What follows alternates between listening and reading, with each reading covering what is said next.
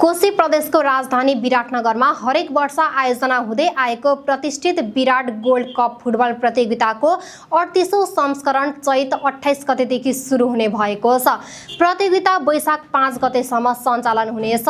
प्रतियोगिता सहित रङ्गशालामा आयोजना हुने आयोजकले जनाएको छ। फ्लड लाइटको व्यवस्था सहित खेलहरू रातिको समयमा हुने गरी तयारी गरिएको छ।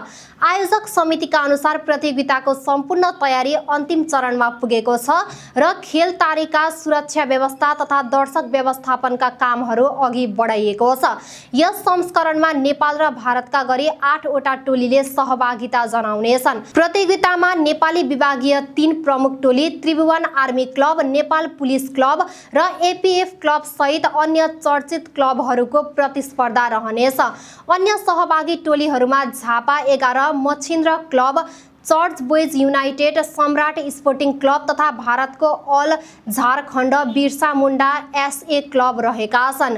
उद्घाटन खेल चैत 28 गते त्रिभुवन आर्मी क्लब र झापा 11 बीच हुने आयोजकले जनाएको छ।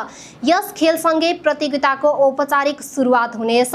गत वर्षको संस्करणमा 3 स्टार क्लबले चर्च बोइज युनाइटेडलाई 2-0 ले पराजित गर्दै उपाधि जितेको थियो।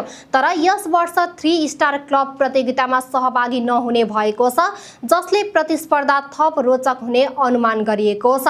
विजेता टोलीले 11 लाख रुपैयाँ नगद सहित ट्रफी, मेडल र प्रमाणपत्र प्राप्त गर्नेछन् भने उपविजेता टोलीले 5 लाख रुपैयाँ पुरस्कार पाउनेछ। व्यक्तिगत विधातर्फ उत्कृष्ट खेलाडी, सर्वाधिक गोलकर्ता र उत्कृष्ट गोलकिपरलाई पनि नगद पुरस्कार प्रदान गरिनेछ। 2018 सालमा महेन्द्र गोल्ड कप नामबाट सुरु भएको यो प्रतियोगिता पछि विराट गोल्ड कपका रूपमा निरन्तर सञ्चालन हुँदै आएको छ। पूर्वी नेपालको फुटबल विकास र प्रतिभा पहिचानका लागि यो प्रतियोगिता महत्त्वपूर्ण मानिएको छ।